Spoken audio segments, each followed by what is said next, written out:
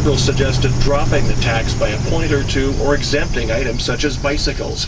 Clark says she's listening. When I talk about fixing the HST, I'm not talking about getting rid of it. I'm talking about taking something by professional aid and lighting that road. Clark will unveil her plan well before voters get their ballots for the HST referendum. Jeff Davies, CBC News, Penticton. The family of a Vancouver Island man is furious. His wife is out on bail this weekend despite being convicted of his first-degree murder charge. Ruby Ann was 6 months into her life sentence when BC Supreme Court Justice Mary Newberry released her pending an appeal. John Ruffalo's sister Mina says she thought she had succeeded in putting the whole thing behind her. This is a chapter of our life that I put away. It's deep in my closet. I don't have to worry about it anymore. So receiving that phone call was, you gotta be kidding me. This is not true. There's something wrong here. During the trial, court heard how Ruby Ann gave her husband a sedative after he announced he was leaving her, injected him with a fatal dose of heroin, and dumped his body into a drain pipe. With summer approaching, police are issuing yet another warning to parents of small children with screened windows in their homes. Yesterday, an 8-year-old Abbotsford boy fell 4 stories through his bedroom window, suffering serious injuries. Mike Clark has that story. Abbotsford Police Constable Ian McDonald says the boy was playing in his bedroom when he leaned against the screen and went through it, falling 4 stories to the asphalt below. This brave young boy, despite that rather precipitous fall, was conscious, but more than that, he was sharing his version of events with emergency personnel. Even so, McDonald says the child landed hard enough to sustain several fractures and internal injuries that required him to be airlifted to hospital in Vancouver. He says thankfully the boy didn't land on his head. His torso absorbed most of the fall. Maybe this will be an opportunity to prompt some parents to make an assessment of their homes to determine if they have those same potential. McDonald says most hardware stores sell lock pins that restrict the degree to which a window can be opened.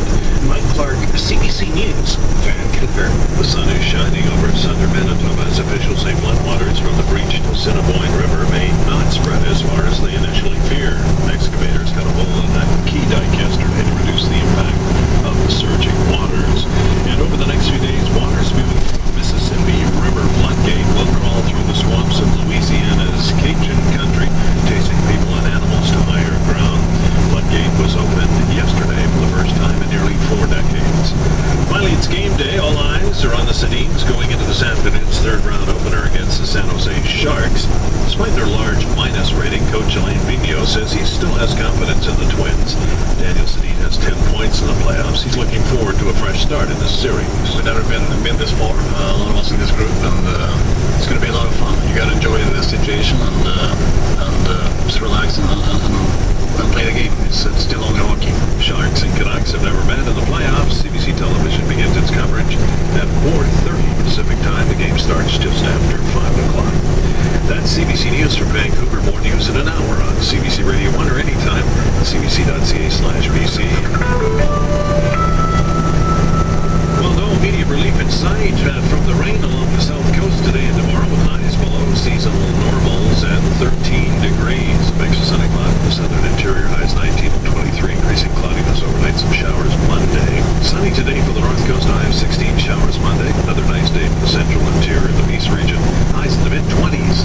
We'll stay sunny in the east tomorrow, will be a little warmer in the central interior. We'll see some late afternoon showers. This is CBC Radio 1.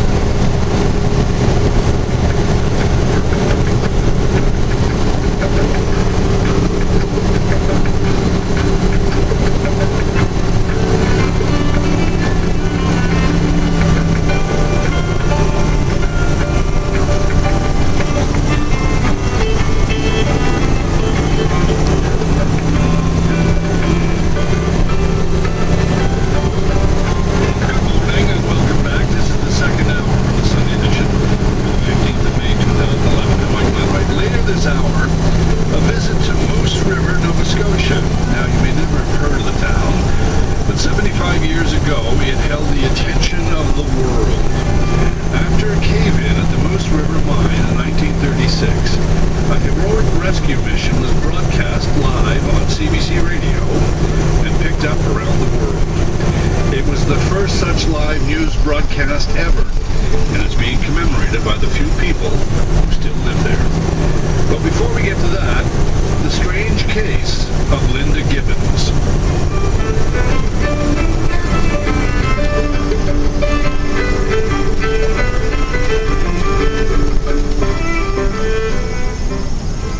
Linda Gibbons does not look like your typical prison inmate. For one thing, she is a 62-year-old great-grandmother.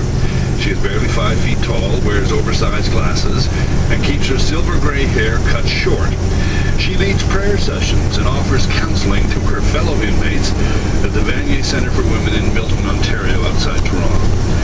Yet Linda Gibbons has a criminal record that goes on and on and on.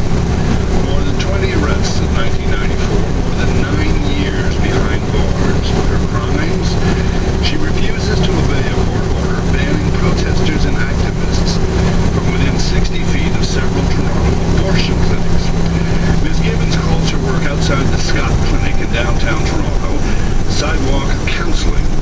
Abortion providers and the law consider it harassment. The situation stems from a lawsuit the Ontario Attorney General launched against Ms. Gibbons and several other protesters in 1994.